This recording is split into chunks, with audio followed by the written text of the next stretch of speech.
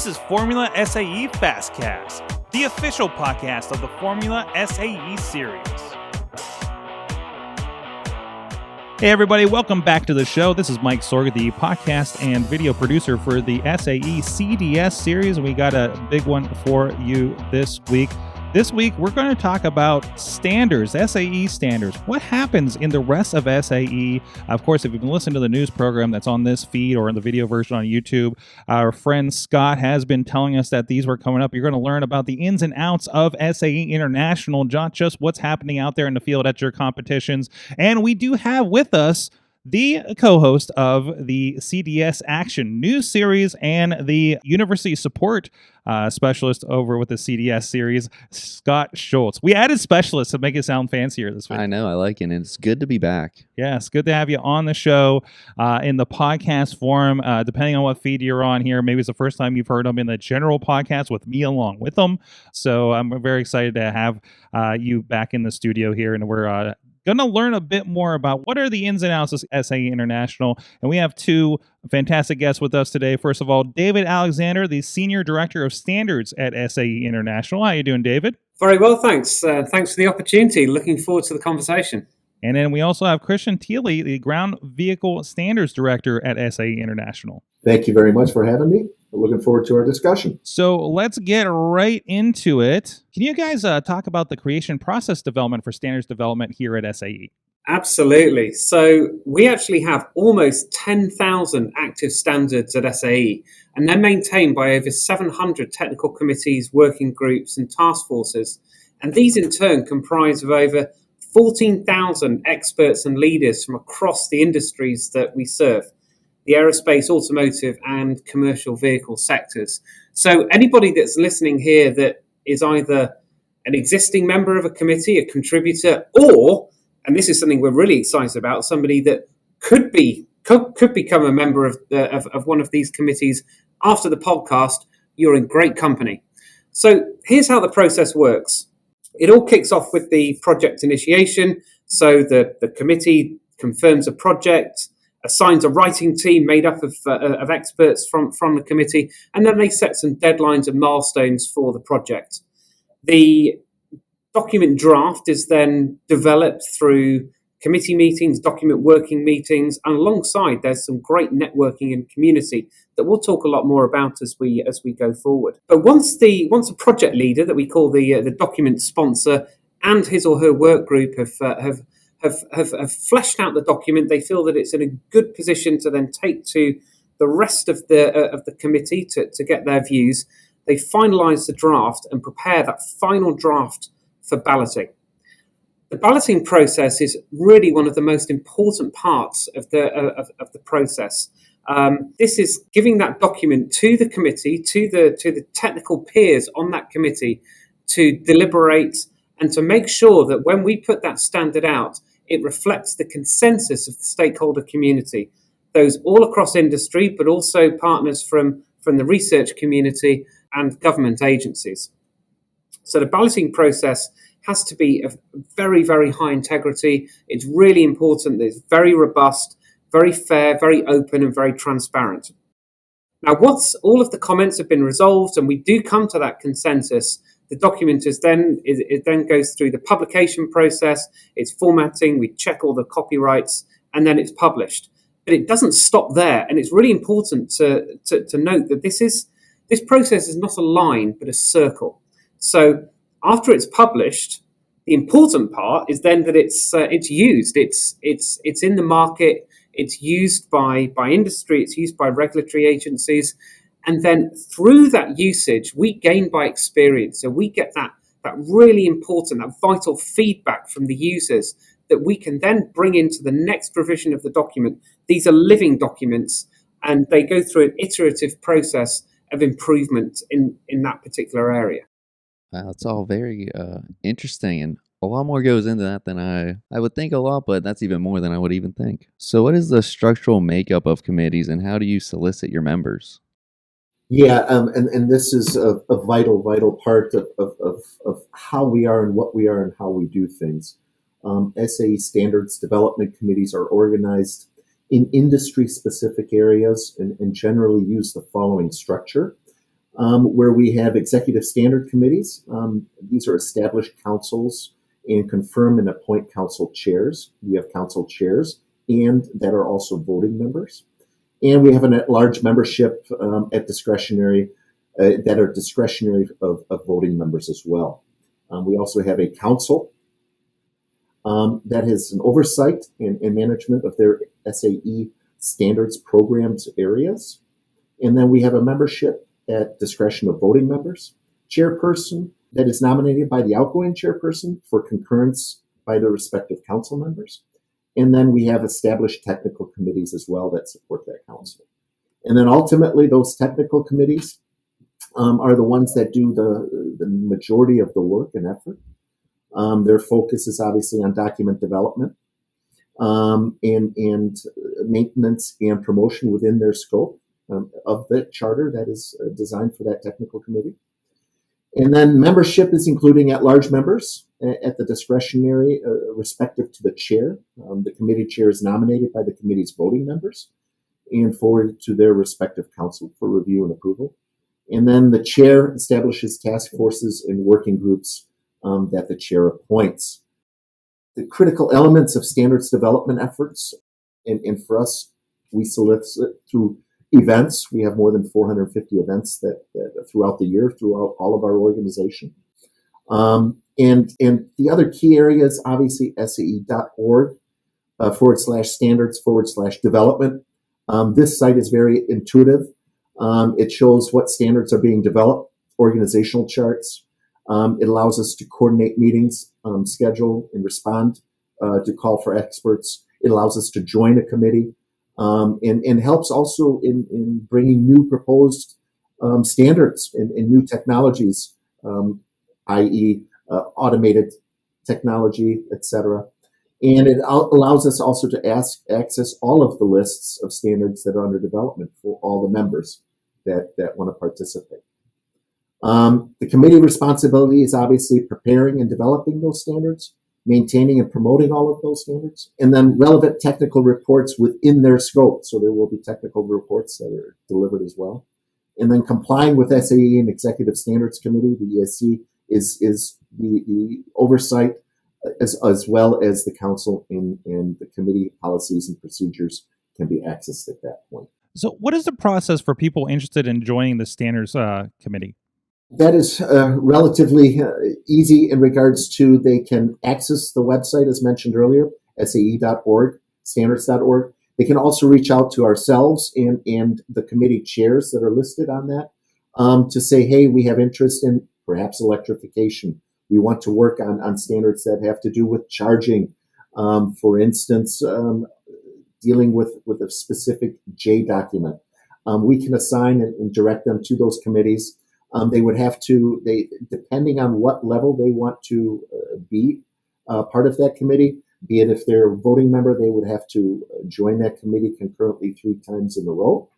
And once they do it 3 times in a row, then they become part of the committee and then also have the ability to, based on the chair's recommendation, to become a voting member.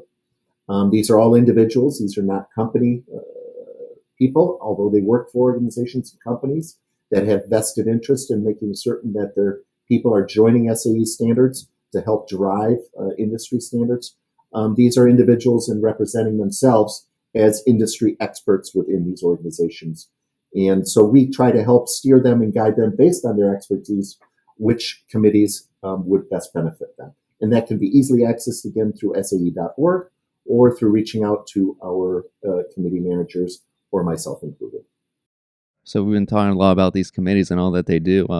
Just wondering some of the challenges that they face. So I want to try and turn that question on its head and really look at what are some of the opportunities for engaging with the with the committees. Committees necessarily need experience and expertise. There's a lot of technical expertise and technical integrity that goes into the standards, and that really underlines the reason why these standards are used, the trust that industry and government agencies have in relying upon the SAE consensus documents. However, this doesn't mean that committees should be comprised solely of 30-year plus industry veterans. As we know, the workplace across the board, as well as within our particular mobility sectors, really is changing rapidly as there's an increase in retirements, but there's also a dynamic and exciting landscape of startups and new entrant companies challenging the markets, bringing increased innovation. And there's a great need for new ideas and innovation to come into the standards, to influence the standards, and of course the certification they support, as well as forming the next cohort of SAE committee members and leaders. So there's a great opportunity for people coming in, not just those in industry, also students to come in and start to develop those networks and start on that leadership path through the SAE committees. How can students get involved, and are there opportunities in current committees, benefits for any of these students joining right now? So I think there's opportunities in every single committee. Every single committee that we have at SAE are open to all interested parties, and we would really, really welcome the engagement of students in those committees. First of all, let's reiterate some of those benefits of participating with the with SAE standards that Christian had talked about. It's networking with a whole stakeholder set, so it's customers, it's partners, peers, suppliers, and regulators. It's gaining an overview of the industry rather than just a particular segment somebody's involved in. You're in a wider stakeholder set, and you're really gaining that overview of the wider industry that you're in. You're learning about the state-of-the-art technology. You're kept informed of the technical standardization landscape and progression. And also, you're not just contributing to a technical work. You're also, through that standard, influencing the global market by contributing to the standards development. So when it comes to students, this is really your opportunity to start this learning, to be growing within this network, growing your networks, developing your expertise actually alongside future employers and contributing at the same time. And we know that the industry members on that committee are really, really interested in seeing who's the talent coming up from universities that can sit alongside them in their professional careers. Yes. So in addition to that, obviously SAE's technical standard development program and its global presence fosters international participation as well, improving product performance and safety, promoting global market acceptance of new technologies, i.e. automated driving, charging infrastructure, etc. And ultimately what it does to these standard committees that we want to bring people into help industry and organizations and companies within industry to reduce costs, because now you have a group and an organization that is setting those guidelines for development and design and development, which is pretty vital to industry. What is the importance of students understanding and utilizing these standards? It's really workforce readiness. In addition to all of those benefits about engaging with the standards, the knowledge of using those standards, which may actually come through the participation in one of our design competitions, an aero design or Formula SAE or Baja and so on. It's being able to be familiar with and use what is a key component of working in industry, or indeed in the research world or in government. The industry is increasingly relying on consensus documents, on consensus standards, as it works through research, design, production, certification, maintenance, and so on. So having that understanding of what standards are, how they're being used, sets you up very, very well for success entering into the professional world. Absolutely, David. And along that line too, it's providing a forum for resolving common issues that the industry is faced with. So you're with your peers and discussing and solving these issues and problems, which is so vital. And on top of it, working with other mobility professionals and industry groups and government regulatory bodies is part of the growing experience for developing personal growth and leadership. So we're helping that along the way. And then obviously you are continuously staying up to date with the technologies and the emerging space, with current activities that are happening in the industry, and allowing yourself to develop those key contacts with key customers, suppliers, and industry professionals, which is vital as well. I'm sensing a lot of talk about, kind of that community around everything that seems to be ingrained in all of this. Absolutely. The output of the standards committee is a standard, but of course, but what's even more important to those that are participating is that community aspect, the network. One of the greatest insights I had very, very early on in my SAE career was talking to an engineering manager at Airbus, he was a sponsor of documents. He was a key committee participant. He actually led a couple of our technical committees, and now supports us in his after he's retired from industry. But he said that yes, that the standards are why we're there, but the real value he got was that he was able to engage with his peers. So he was at Airbus, and through his engagement in the committee and the community that was fostered through that committee, he was able to pick up the phone to his counterpart at Boeing and talk about a technical issue that they might commonly have, so they could work together and solving the issue together. And I think that's just a tremendous value of that community that we convene and we bring together through the standards table. That's great. Nobody's working in a vacuum in this industry. Yeah, absolutely. And I think what we recognize and understand right there is people always ask, so why are you standardizing? Why do you recruit people to come in and standardize? Well, it has to do with our mantra at the end of the day. We want to enhance safety. We want to create common language from a global aspect, improve the environment, harmonize global markets, facilitate trade through regulations. But more importantly, too, it truly increases productivity in processes for industry and the companies within that industry. It makes engineering easier. It reduces costs. It truly permits common interfaces with other industries and cross industries, i.e., for example, looking at the future of automated driving. You need not only now the vehicle, but you also need the infrastructure around that vehicle to communicate with that vehicle. So it brings other industries together to unite and communicate in a harmonious way, and then at the end of the day, deliver a safe product through standardization. Very cool. Thank you so much for taking the time to chat with us today. For everybody that's listening to the podcast, wherever they may be, remind me again, where is the website that people can check out more information or potentially apply? SAE.org, and that is really easy. And then just follow the standards link, and they can peruse there and just go throughout the website. It's very intuitive. Can you give an example of these, new technologies coming up that the standards are really important for, in that aspect of being on the same page as we're developing and moving forward?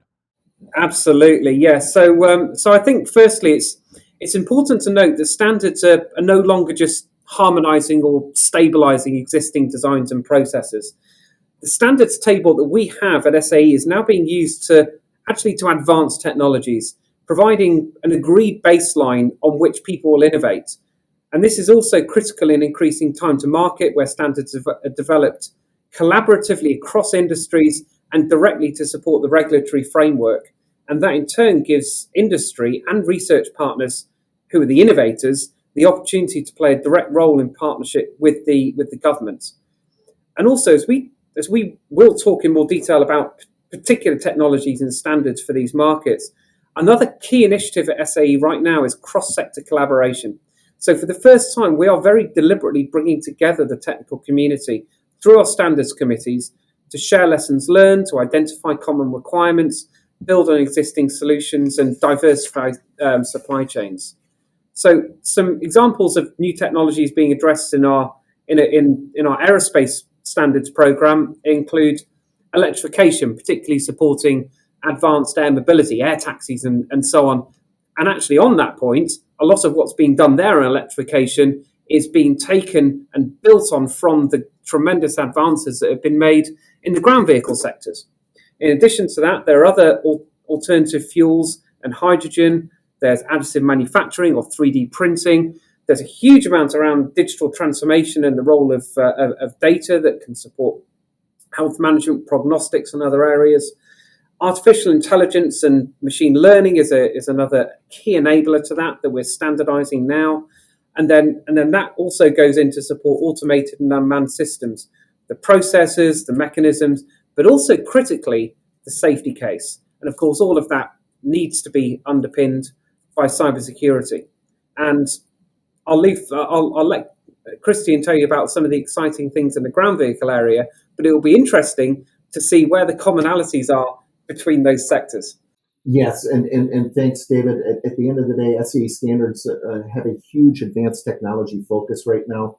Obviously, we understand that we still have brakes, we still have certain materials that are pretty standard throughout, and don't forget about the motor oil. We get all of that, and we have to maintain those. But at the end of the day, we're also focused on wireless charging, driver and vehicle interface. We're looking at moving forward to driver monitoring systems down the road. Electronic system reliability is critical. We also focus heavily on vehicle electronics and cybersecurity, understanding that a vehicle nowadays has more line of code than an F-16 fighter. That is how advanced these vehicles are becoming that we sit in and drive around every day. We're looking at intelligent transport systems, and that obviously leads into the communication with the connected vehicles to not only vehicle to vehicle, but vehicle to infrastructure and vehicle to people and other types of mobile devices. We have mobility for elderly and persons of disability that we're focusing on. Micro and shared mobility is vitally critical. And obviously everybody is somewhat in tune with electrification, which is maybe not as glamorous and as exciting as an automated system, but it has its challenges as well, especially from an infrastructure point of view, from charging point of view, from the protocol of charging, and from the interoperability with charging and with the customer and with the vehicle and with the electric space. It is, in the utility space, it is quite challenging. And those are some of the exciting fronts that we are working on from the emerging technology space. Incredible. There's a lot going on. I love seeing what's coming out of this. Of course, seeing what's happening and developing at these competitions and the conversations about these kinds of standards and the conferences and everything. It is a really important thing. So a nice look. Thank you so much, guys, for introducing us to these concepts. Thank you so very much. Thank you. Scott, did you learn a little bit something about the standards practices today? I learned so much. Yes. I knew, I would say, embarrassingly little for working at SAE about this, and now I feel like I belong when I go into the office now. There you go. Fantastic. Thank you so much. And of course, if you're checking us out for the first time, or if you're over on the YouTube stream for this or something, make sure you do subscribe so you do not miss an episode of the SAE CDS podcast. And of course, hear Scott's lovely voice on the monthly news update as we head through the seasons. Thank you so much. And until next time, stay safe out there. Thanks for listening to Formula SAE Fastcast. As always, we want to hear from you, so email us at formulasae@sae.org. The show notes for this episode can be found at www.fsaeonline.com. Stay safe, and we'll catch you next episode.